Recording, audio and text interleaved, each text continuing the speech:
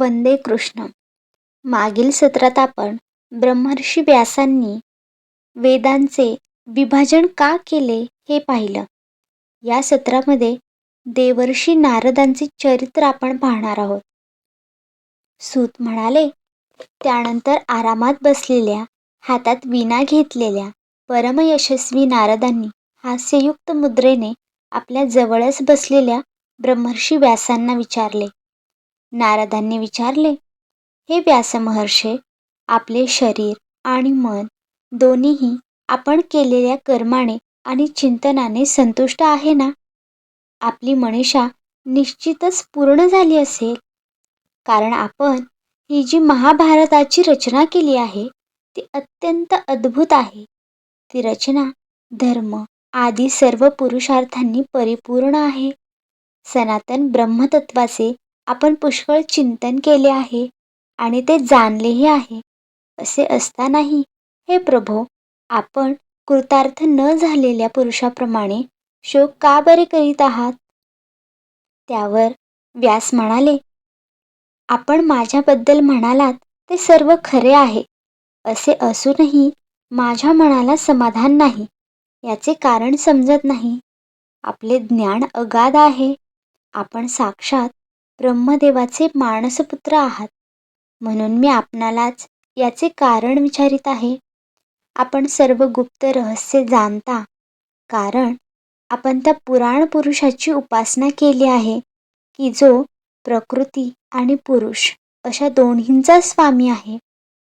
स्वतः निसंग राहूनही केवळ आपल्या संकल्पाने, गुणांच्या द्वारे या सृष्टीची उत्पत्ती, स्थिती आणि प्रलय करीत राहतो. आपण सूर्याप्रमाणे तिन्ही लोकात भ्रमण करता आणि प्राणवायूसारखे सर्वांच्या अंतःकरणाचे साक्षी आहात. मी नियमपालनांच्या द्वारा परब्रह्म आणि शब्दब्रह्म या दोन्हींचीही पूर्णपणे प्राप्ती करून घेतली असताही माझ्यामध्ये जी उणीव आहे ती आपण सांगावी. श्री नारद म्हणाले, आपण बहुधा भगवंतांच्या निर्मल यशाचे गुणगान केले नाही. मला असे वाटते की ज्यामुळे भगवंत संतुष्ट होत नाहीत असे शास्त्र किंवा ज्ञान अपूर्ण आहे. मुनिवर्य, आपण धर्म आदी पुरुषांचे जसे निरूपण केले आहे तसे भगवान श्रीकृष्णांच्या महिम्याचे निरूपण केले नाही.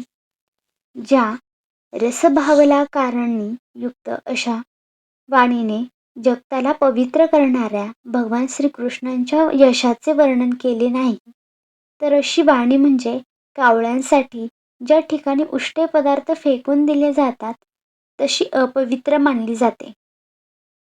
मानस सरोवरात विहार करणाऱ्या हंसाप्रमाणे ब्रह्मधामात रममाण होणारे भगवत चरणांचे आश्रित परमहंस अशा रचनेच्या ठिकाणी रममाण होत नाहीत.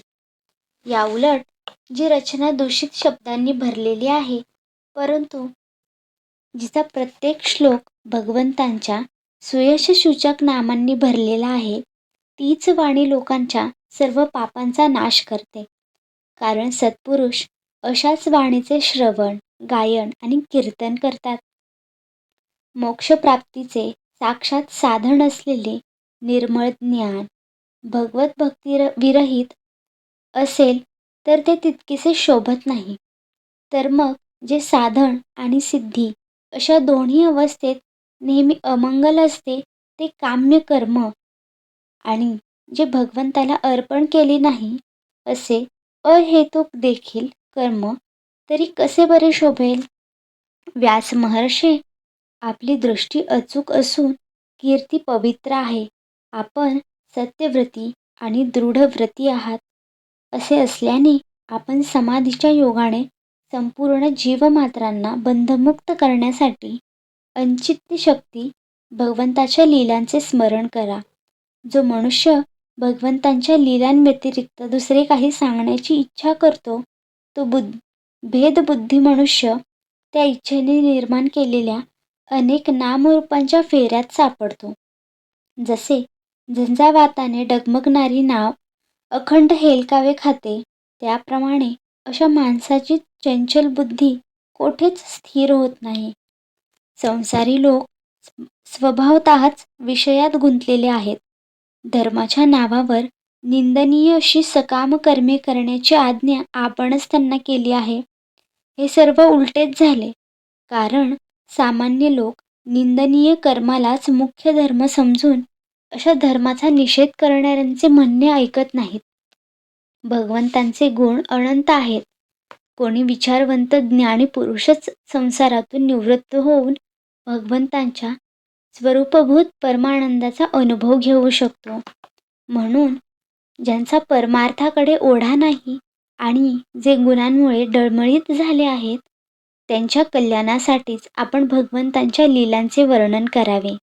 जो मनुष्य आपल्या धर्माचा त्याग करून भगवत चरणांची सेवा करतो, परंतु सिद्धी प्राप्त होण्यापूर्वीच जर त्याचे भजन पूजन सुटले, तर त्याचे काही अमंगल होते का?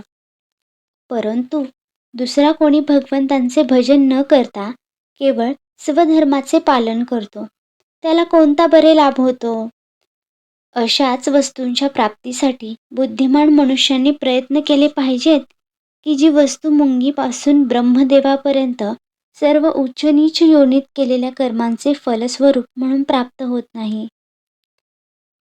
अचिंत्य गती काळाच्या नियमानुसार दुःखाप्रमाणे विषयसुख सर्वांभवताच प्राप्त होते.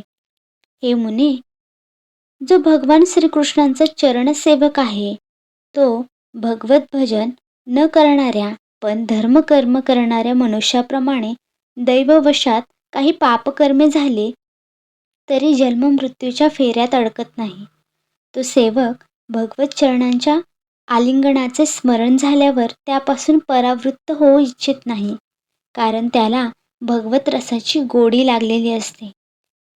ज्यांच्यापासून या जगताची उत्पत्ती, स्थिती आणि लय होतो, ते भगवंतच या विश्वाच्या रूपाने आहेत. असे असूनही ते त्यापासून वेगळे नाही.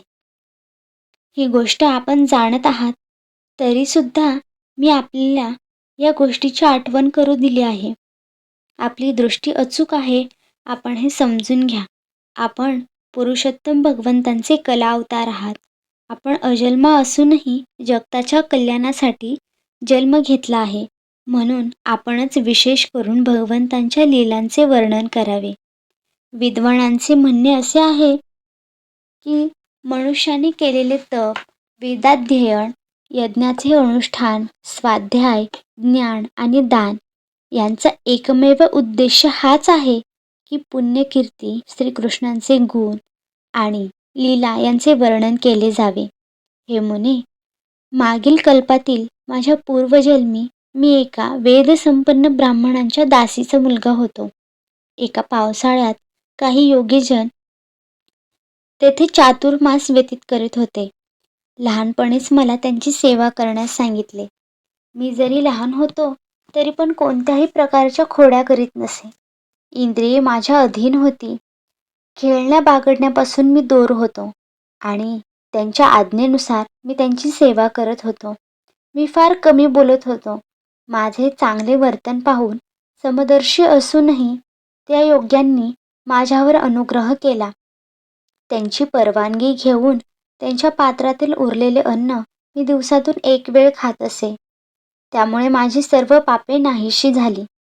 अशा प्रकारे ज्यांची सेवा करता करता माझे हृदय शुद्ध झाले आणि ते लोक भजन पूजन करीत असत, त्यात मला गोडी वाटू लागली.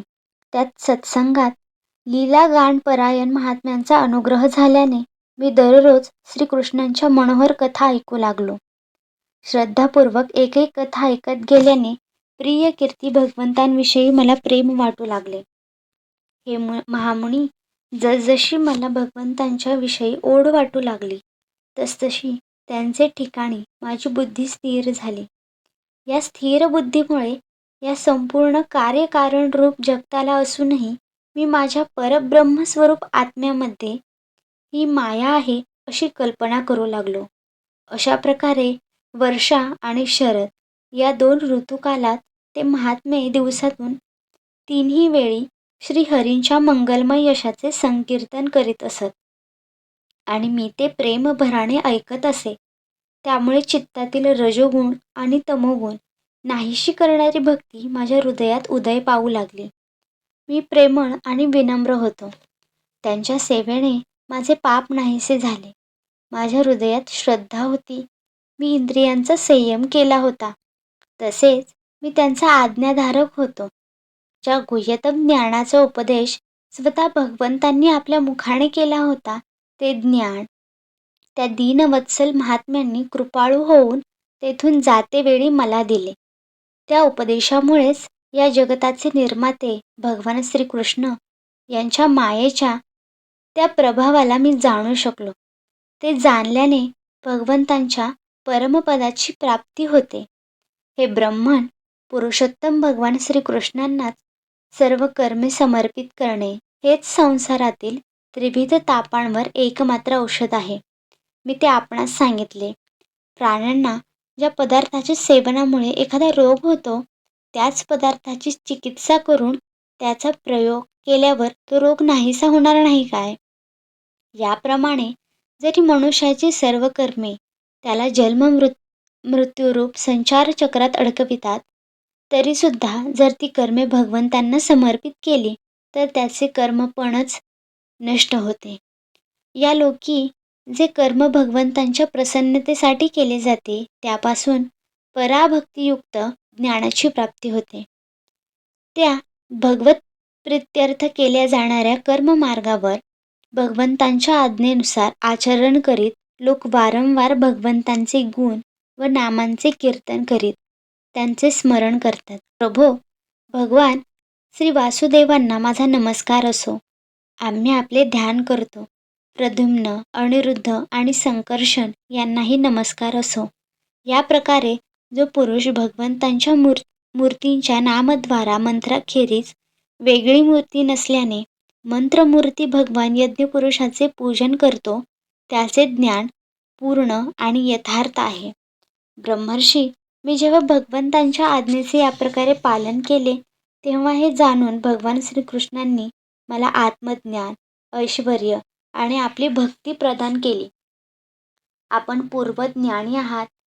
आपण भगवंतांच्या कीर्तीचे वर्णन करा. त्यामुळे मोठमोठ्या ज्ञानी लोकांची जिज्ञासाही पूर्ण होईल.